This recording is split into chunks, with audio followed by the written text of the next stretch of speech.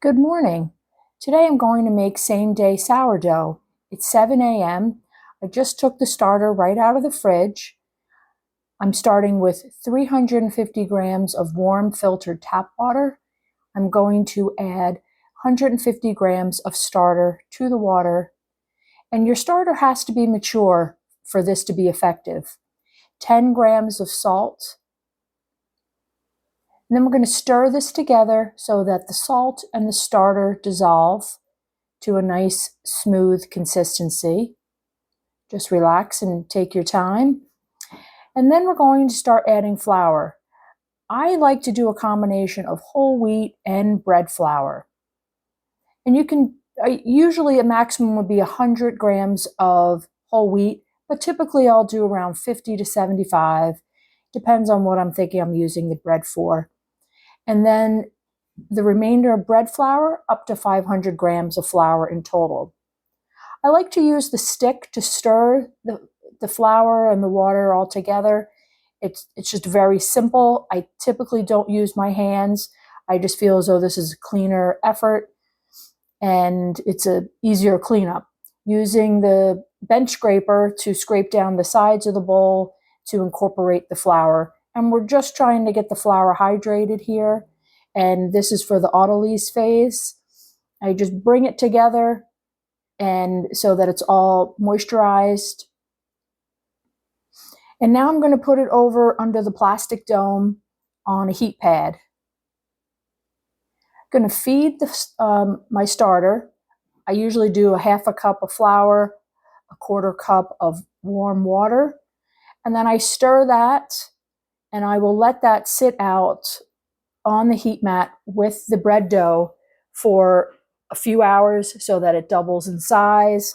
I scrape down the sides of the jar so I can see the level.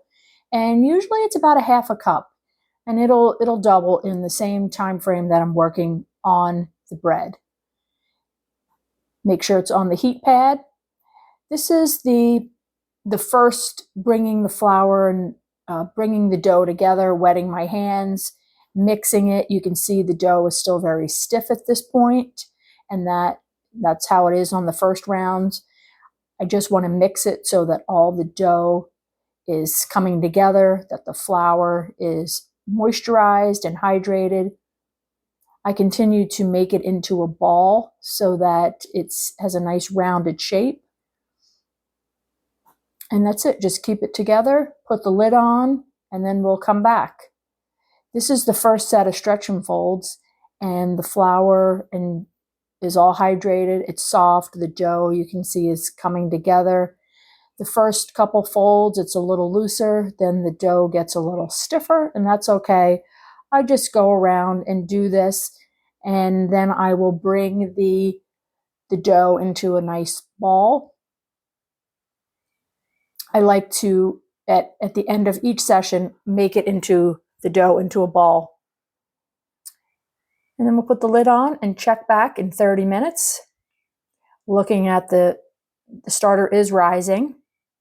So 30 minutes later, the second stretch and fold, and wetting my hand, the dough is getting softer. And I'll just do a series of these. It doesn't have to be that structured, just like to get it folded over onto itself, and then consistently keep it in a round ball. I'm going to take the temperature. It's 76 degrees, so that's good. Cover it, looking at the starter, and then back 30 minutes later. The dough is taking shape. It's getting softer, and it does seem tedious, but I think the stretch and folds are important. It gives it structure. I tried it one other time without stretch and folds, and I didn't have as much success. So I think this is just a standard practice to use. So folding it over, so again, it's a nice round ball, and it's looking like a great shape. It's important to keep the dough warm, and I have it at about 76 right now. I have the heat pad is on high.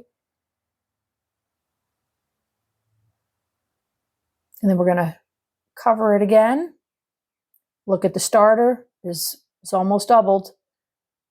Another 30 minutes. This is stretch and fold number 3. Take a look at the dough up close.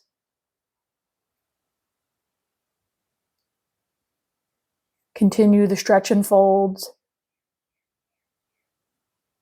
It is getting softer, which is what you want. And just continue to do that as you go around so that the dough is staying round.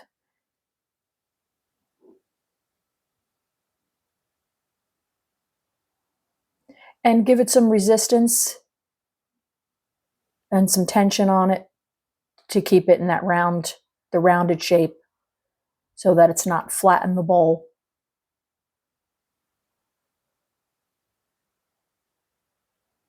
I do tend to play around with it a little bit too much, probably. The starter is looking great. It's almost ready. I'm going to cover it, come back in 30 minutes.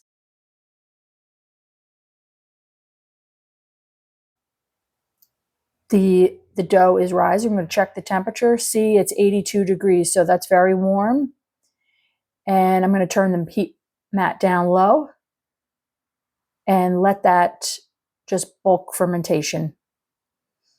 And the starter is done. That's doubled in size. It's going in the fridge.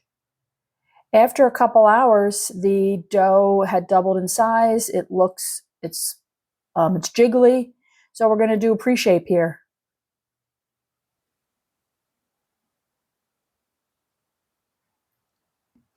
My countertops are soapstone, so they're not as smooth as granite or quartz. So I use this Silpat silicone mat, which is great, but you'll see that it comes up because the dough sticks to it. So it's not ideal, but I'm making it work.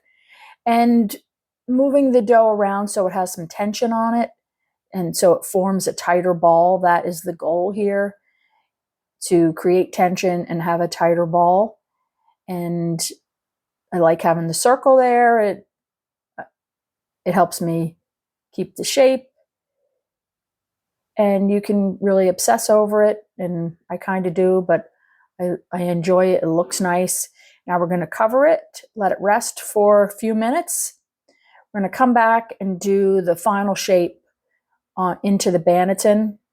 See, that sill mat is a little flexible. So I'm stretch it out, and then I'm going to roll it. But I like to stretch it out. You can go further, but you see my space is what it is, so I don't go too much further than the space that I have. Then we're going to fold it and then roll it.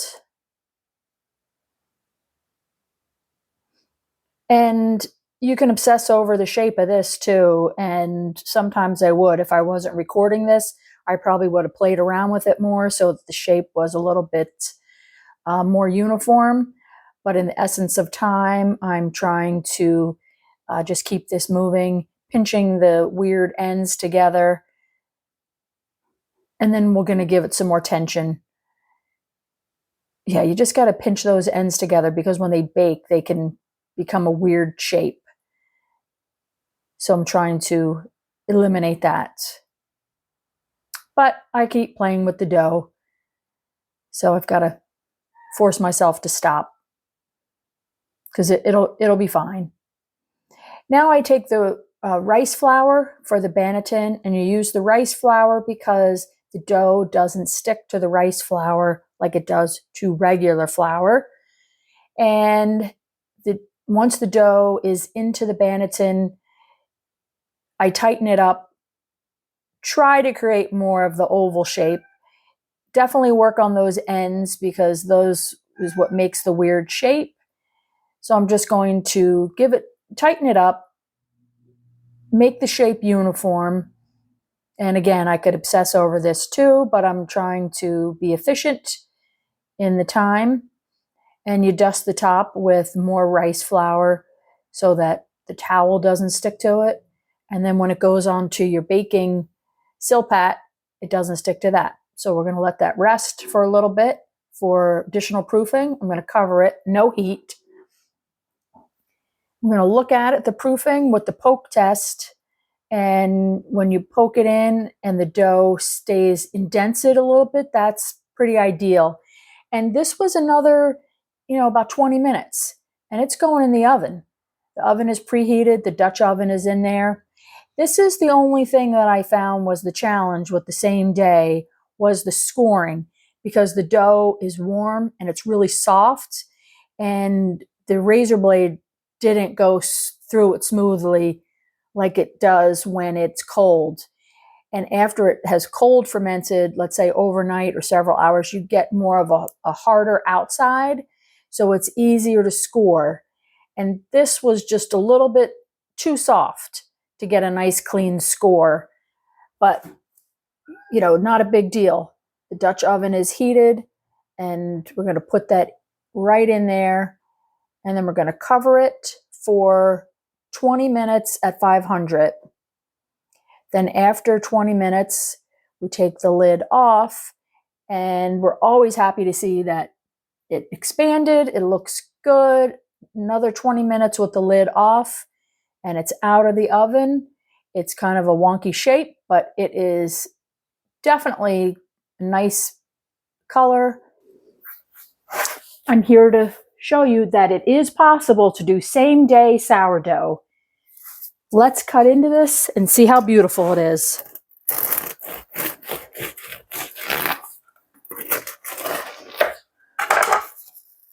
Look at that. That looks wonderful. Soft, pillowy. I started it at 7 a.m. and I started baking it at 1 p.m. After it baked and cooled, it is ready to eat and enjoy. Thanks for watching. Please like and subscribe, and throw in a comment down below. I love to hear if you've tried same-day sourdough. Check out my In the Kitchen playlist to see what's happening, cooking, and being prepared.